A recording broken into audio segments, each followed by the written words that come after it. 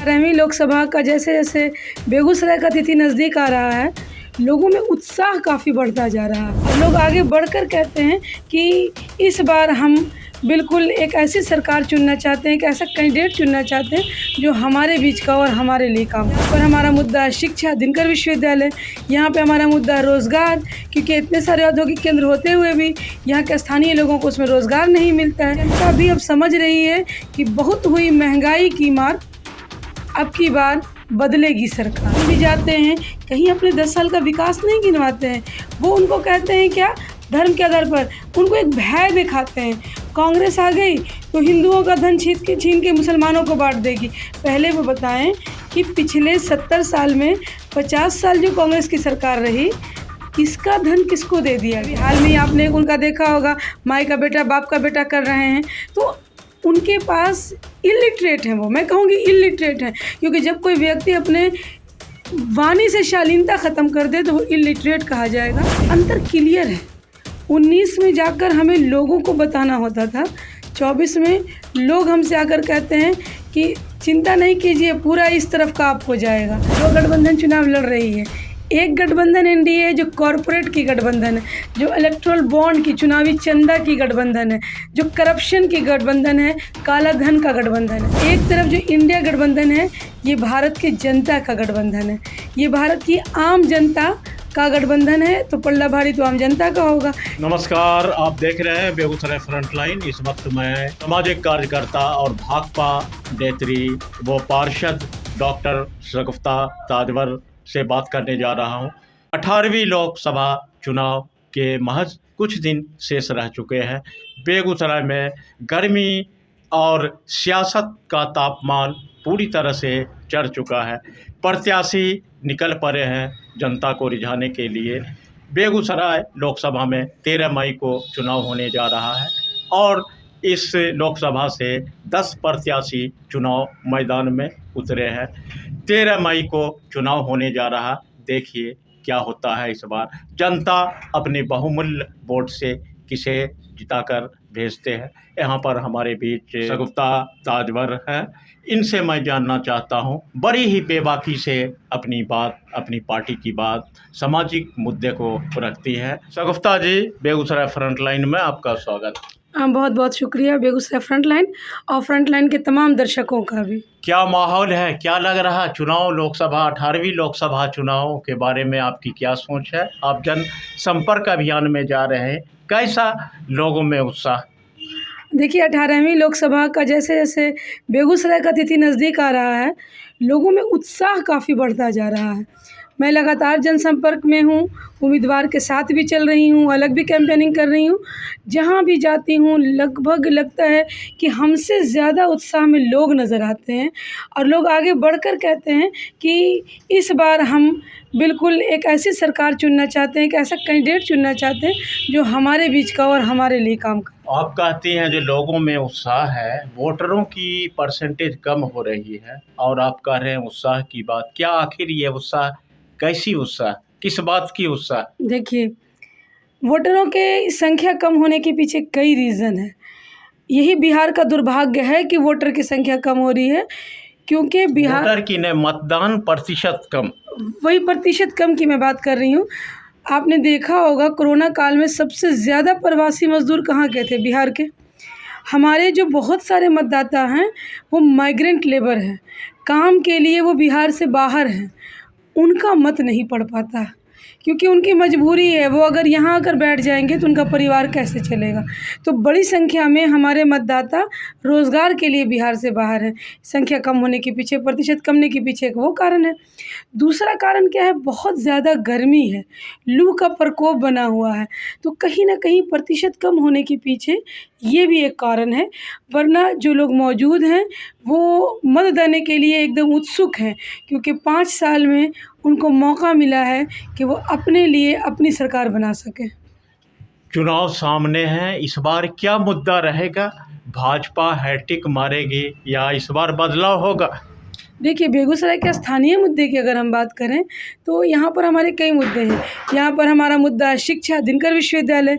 यहाँ पे हमारा मुद्दा है रोज़गार, क्योंकि इतने सारे औद्योगिक केंद्र होते हुए भी यहाँ के स्थानीय लोगों को उसमें रोज़गार नहीं मिलता है।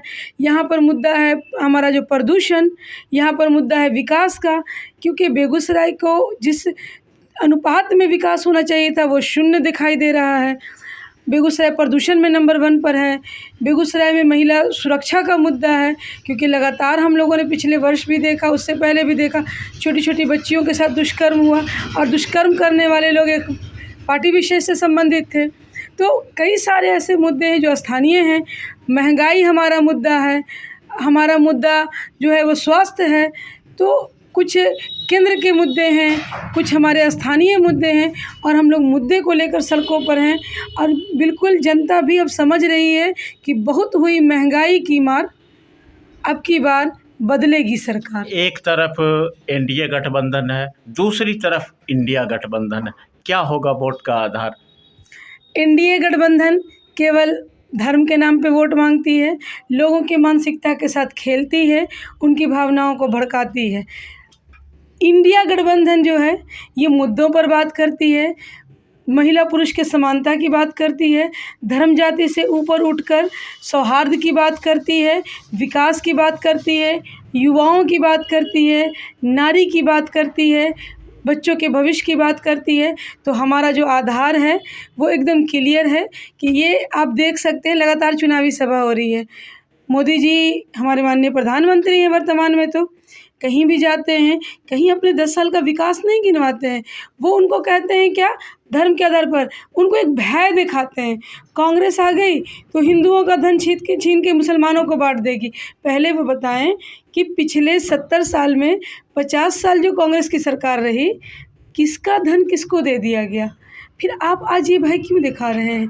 वो मंगलसूत्र का भय दिखाते हैं। स्तर उनका इतना गिर गया है कि मुद्दे की बात नहीं करते। क्या लग रहा है 2019 के चुनाव में भाजपा प्रत्याशी गिरिराज सिंह 4 लाख से अधिक वोट से चुनाव जीते थे, इस बार का क्या माहौल है, क्या लग रहा है इस बार? बिल्कुल, वो जीते थे 4 लाख से अधिक वोट से, और वहाँ भी उन्होंने धार्मिक भावना को ही आधार बनाया। पुलवामा अटैक को पूरी तरह से उन्होंने कैश किया। बाद में क्लियर भी हुआ कि पुलवामा अटैक किसके द्वारा प्री प्लान था। सूचना मिलने पर भी वहाँ पे सुरक्षा नहीं दी गई थी। वो तो जांच चल रहा है, जांच की विषय है। लेकिन 2019 में जो बेगूसराय की मतदाता ने चूक किया कि उनके भड़काने पे भड़क गए, इस बार बेगूसराय की जनता वो चूक नहीं करेगी। और लगातार उनके कैंडिडेट के द्वारा बेगूसराय वासियों का अपमान किया जा रहा है, चाहे वो राष्ट्रद्रोही कहकर किया जाए, चाहे अभी हाल में ही आपने उनका देखा होगा, माई का बेटा बाप का बेटा कर रहे हैं। तो उनके पास इलिटरेट हैं वो, मैं कहूँगी इलिटरेट हैं, क्योंकि जब कोई व्यक्ति अपने वाणी से शालीनता ख़त्म कर दे तो वो इलिटरेट कहा जाएगा। 2019 और 2024 के चुनाव में आप कुछ अंतर देख रहे हैं? बहुत अंतर है। मैं जहाँ तक 19 में भी मैं जनसंपर्क में थी, 24 में भी जनसंपर्क में हूँ, और अंतर क्लियर है। 19 में जाकर हमें लोगों को बताना होता था, 24 में लोग हमसे आकर कहते हैं कि चिंता नहीं कीजिए, पूरा इस तरफ का आपको जाएगा। ये फ़र्क है, और ये फ़र्क आया है लोगों के अंदर। अब चीज़ों की क्लैरिटी बढ़ी है, वो त्रस्त है महंगाई से, वो त्रस्त हो गए हैं एक ही बात सुन कर कि जब आप चुनाव में आइए एक ही मुद्दा लेके आ जाइए, उनको एक ही भय दिखाइए। अरे भय किस बात का?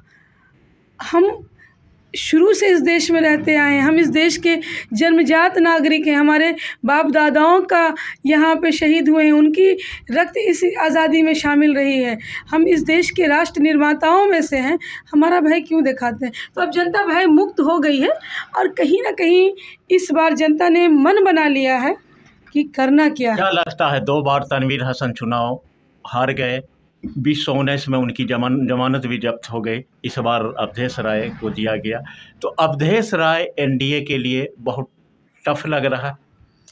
देखिए, जहाँ तक तनवीर हसन साहब का सवाल है, उनको दिया गया, लेकिन उस समय इस तरह का गठबंधन नहीं था। और तनवीर हसन को जब पहली बार दिया गया तो कांग्रेस की सरकार थी, तो लोग जब एक सरकार लंबे समय तक रहती तो कुछ बदलाव सोचता, कोई नया आएगा, कुछ बेहतर करेगा। तो वो एक लहर थी सरकार बदलने की, तो उस लहर में भोला बाबू जीते। पिछली बार हमारा गठबंधन अलग-अलग था, तनवीर हसन लड़े, लेकिन वहाँ पर लोगों के अंदर फिर एक बताया मैंने धार्मिक भावना आई। गठबंधन अलग था, वोट टूटा, कुछ कन्हैया जी की तरफ गए, कुछ तनवीर जी की तरफ गए, लेकिन इस बार सारे घटक दल एक साथ हैं। सारे मिलकर एक उस ताकत से लड़ रहे हैं, जो ताकत कॉरपोरेट को बढ़ावा देता है, वो ताकत जो नफ़रत को बढ़ावा देता है, वो ताकत जो केवल और केवल अपनी दुकान चलाने के लिए लोगों के सेंटिमेंट से खेलता है। इंडिया गठबंधन के सारे घटक अवधेश राय के साथ मुस्तैदी के साथ खड़े हैं, जनसंपर्क अभियान में जा रहे हैं। बिल्कुल, आप देख सकते हैं हमारे घटक दल हैं राजद, मोहित यादव जी, उनकी पूरी टीम लगातार घूम रही है। हमारे घटक दल हैं कांग्रेस, अमिता भूषण जी लगातार घूम रही हैं, उन कांग्रेस के और सारे लोग भी घूम रहे हैं। हमारे घटक दल में यहाँ पर सीपीएम है, उनके साथी लगातार मौजूद हैं, माले के साथी मौजूद हैं, हमारे साथ वीआईपी है, वीआईपी के साथी मौजूद हैं। तो जो हमारा कॉम्बिनेशन बना है, जो हमारा गठजोड़ है, उसके तमाम घटक दल के साथी एकदम दिन और रात किए हुए हैं, क्योंकि अवधेश राय चुनाव नहीं लड़ रहे हैं, चुनाव महागठबंधन लड़ रहा है। और महागठबंधन के तमाम पार्टी के लोग, कार्यकर्ता सब खुद में एक अवधेश राय हैं, और सब यही सोच कर काम कर रहे हैं कि मैं भी अवधेश राय, मैं भी महागठबंधन, और मैं भी बेगूसराय का बेटा हूँ। भाजपा प्रत्याशी गिरिराज सिंह को विरोध झेलना पड़ रहा है अपने ही दल के लोगों से, इस पर आप क्या कहेंगे? यही तो मैं बताना चाह रही हूँ कि एक प्रत्याशी जो अभी हमारा सांसद था, अगर उसे अपने ही लोग काला झंडा दिखा रहे हैं, उससे अपने ही लोग सवाल कर रहे हैं और उसको गांव में हिलने नहीं दे रहे हैं, तो आप सोच सकते हैं कि उसने काम क्या किया यहाँ के लिए। अगर उसने काम किया होता, विकास किया होता, रोज़गार दिया होता, क्षेत्र का ध्यान रखा होता, तो आज तो उस सांसद को लोग सर आँखों पे रखते। लेकिन अगर उसके अपने लोग विरोध कर रहे हैं, तो आप समझ सकते हैं कि क्या उन्होंने अपना बनाया 5 साल में। उन्होंने कहा जो मैंने बहुत काम किया है, बेगूसराय में बहुत विकास किया। विकास तो किया ना, सैलून का उद्घाटन किया, झटका मीट की दुकान का उद्घाटन किया, जब जब बेगूसराय में कहीं भोज हुआ तो वो शामिल हुए, विकास उससे भी ज़्यादा किया। जब जब बेगूसराय में माहौल बिगड़ा, सांप्रदायिक माहौल हुआ, उसके एक रात पहले वो बेगूसराय पहुंच गए। आखिर वो तभी माहौल बिगाड़ने की कोशिश क्यों होती है जब वो बेगूसराय में मौजूद होते थे?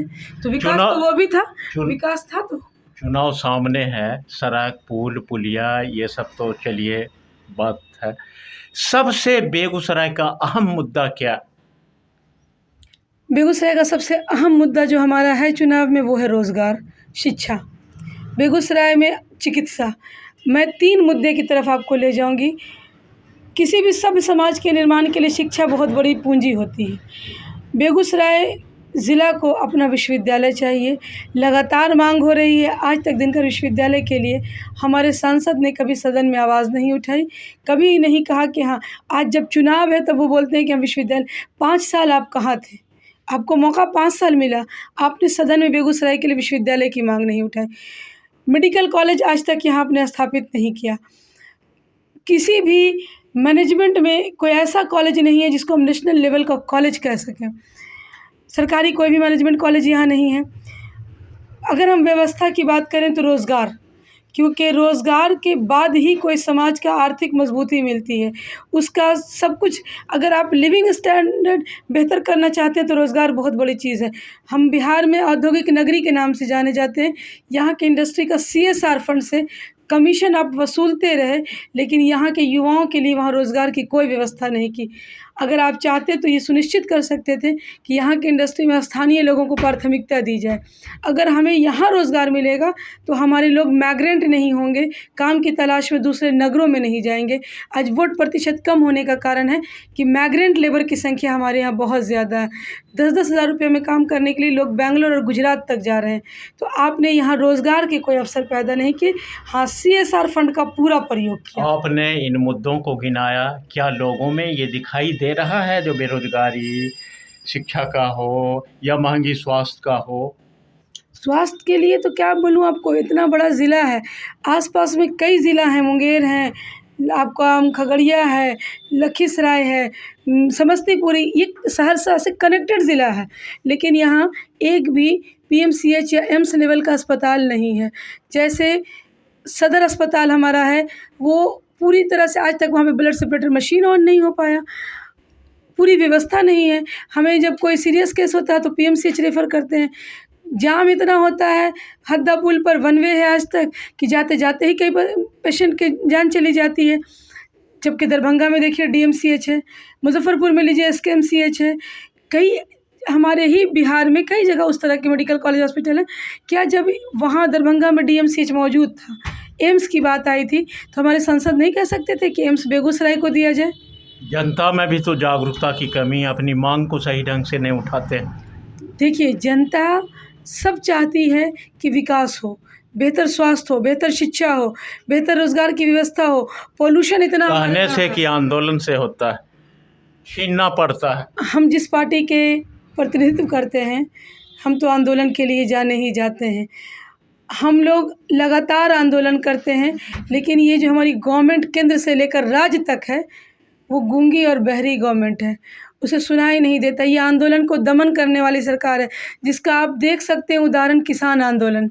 किसानों पर इस तरह बर्बरता की इन्होंने, जैसे लगता था किसान हमारे देश के अन्नदाता जो हैं, उनको आतंकवादी बना दिया।